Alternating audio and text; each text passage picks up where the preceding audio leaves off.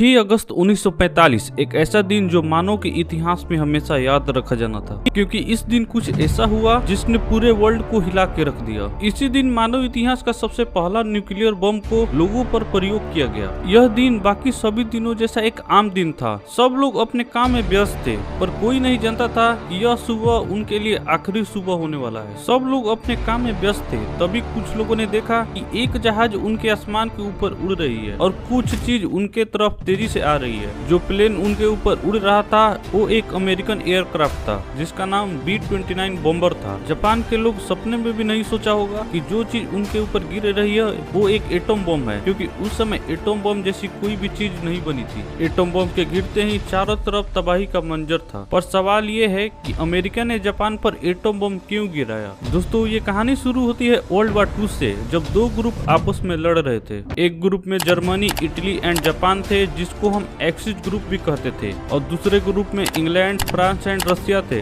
जिसको हम allies group भी कहते थे। लेकिन इन दोनों ग्रुप में अमेरिका शामिल नहीं था, क्योंकि उसने वर्ल्ड वॉर 2 में शामिल ना होने का फैसला किया था, क्योंकि अमेरिका पहले भी वार लड़ चुका था जिससे उसको कुछ भी हासिल नहीं हुआ। लेकिन 7 दिसंबर 1941 में जापान ने पर्ल हार्बर नेवल बेस पर हमला कर दिया। सुबह के 7:57 AM का टाइम था। यूएस के नेवल बेस पर सब लोग सुबह के कामों में व्यस्त थे। तभी नेवी ऑफिसर्स को एक सायरन सुनाई पड़ता है।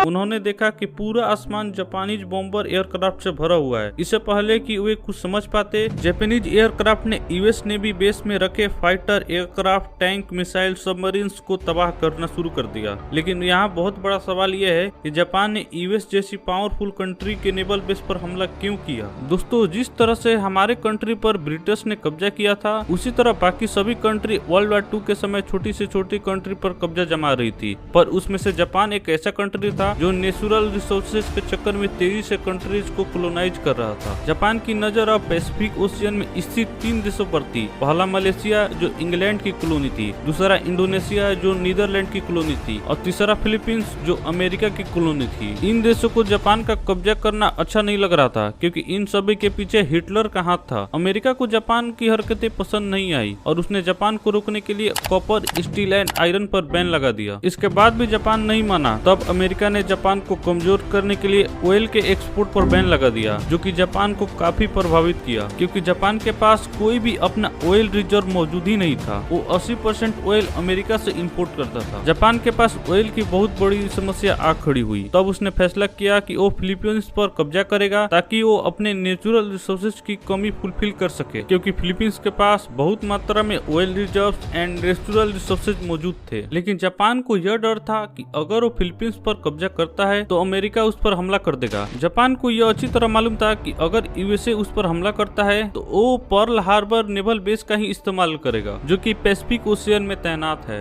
तब उसने फैसला किया कि सबसे पहले वो अमेरिका के नेवल बेस को ही तबाह करेगा, ताकि जरूरत के समय अमेरिका कोई भी मदद ना कर सके। 7 दिसंबर 1941 को जापान के बॉम्बर एयरक्राफ्ट ने अमेरिका के नेवल बेस पर कई बम बरसाए। इन सभी तबाही के बीच डोरिस मिलर, जो कि एक अफ्रीकन अमेरिकन शेफ था, उसने हमले के दौरान कई घायलों की जान बचाई, और कोई भी गन्स और वाश का एक्सपीरियंस ना होते हुए भी उसने 6 जापानीज एयरक्राफ्ट को मार गिराया। इस काम के लिए उन्हें अमेरिकन गवर्नमेंट ने नेवी के हाईएस्ट अवार्ड नेवी क्रॉस से पुरस्कृत किया गया। इस हमले में 2403 सोल्जर्स की जान चली गई, जबकि 8 battle ships, 390 aircraft, 59 anti aircraft ships और 4 सबमरीन्स पूरी तरह तबाह हो गई। ऐसे में देखा जाए तो जापान का हमला रोकने के लिए यूएस नेवी के पास काफी इंतजाम थे, पर इस हमले का कोई भी जानकारी अमेरिकन नेवी को नहीं थी। इसलिए ये सब कुछ इतना अचानक हुआ कि वे कुछ समझ ही नहीं पाए। यह हमला करने के बाद जापान ने अमेरिका को वर्ल्ड वॉर 2 में ढकेल दिया था। हमले के अगले ही दिन अमेरिका ने जापान को सबक सिखाने के लिए जापान के अगेंस्ट वार का डिक्लेयर कर दिया। अमेरिका इस हमले को भूलकर जापान को एक मौका देता है ताकि वो सरेंडर कर दे, पर जापान सरेंडर करने से मना कर देता है। तभी अमेरिका ने फैसला किया कि जापान पर वो फुल स्केल इन्वेजन करेंगे और जापानीज गवर्नमेंट को उखाड़ फेंकेंगे। इसलिए अमेरिका ने एक नया मिशन लॉन्च किया। दिया जिसका नाम था ऑपरेशन डाउनफॉल। 1 अप्रैल 1945 को यूएसए के सोल्जर्स ओकिनावा आइलैंड पर अटैक कर देते हैं। अगर आप मैप में देखोगे तो जापान के साउथ में एक आइलैंड है जिसका नाम ओकिनावा है। जब यूएसए ने ओकिनावा आइलैंड पर हमला किया तो वे पूरी तरह शॉक हो गए क्योंकि वहाँ का एक एक नागरिक का ब्रेन वॉश कर दिया गया था, इसलिए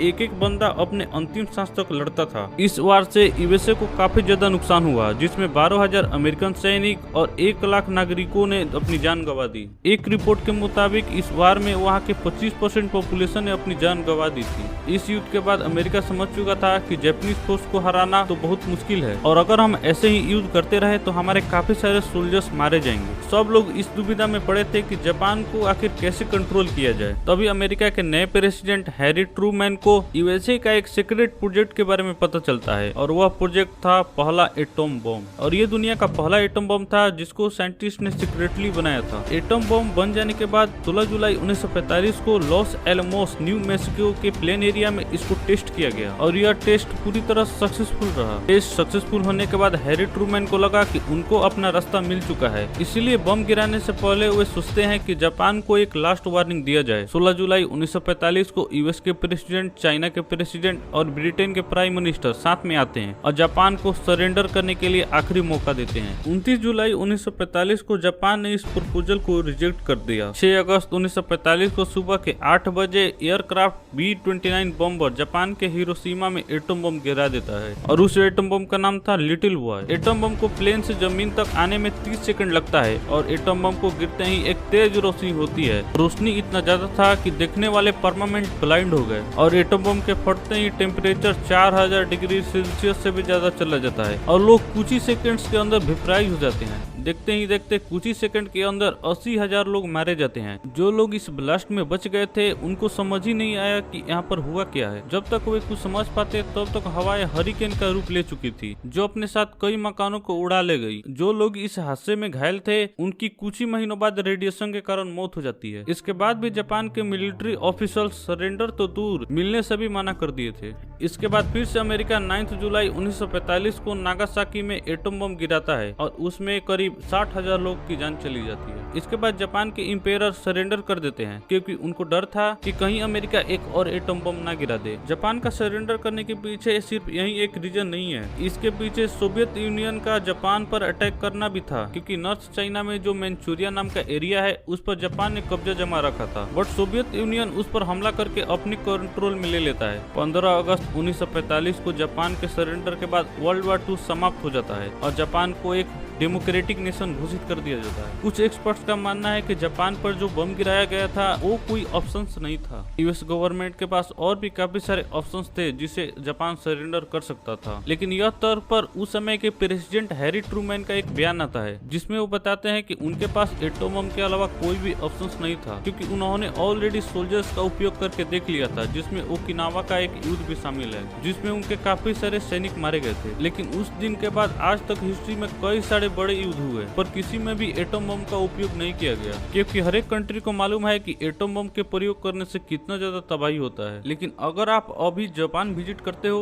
तो आपको हिरोशिमा और नागासाकी जैसे शहर बिल्कुल बदले हुए नजर आएंगे। आपको एक पल के लिए भी नहीं लगेगा कि यहाँ पर एटम बम गिराया गया था। आई होप कि आज का वीडियो आपको पसंद आया। वीडियो पसंद है तो लाइक कर देना, चैनल को सब्सक्राइब कर देना। तब तक के लिए जय हिंद, जय भारत।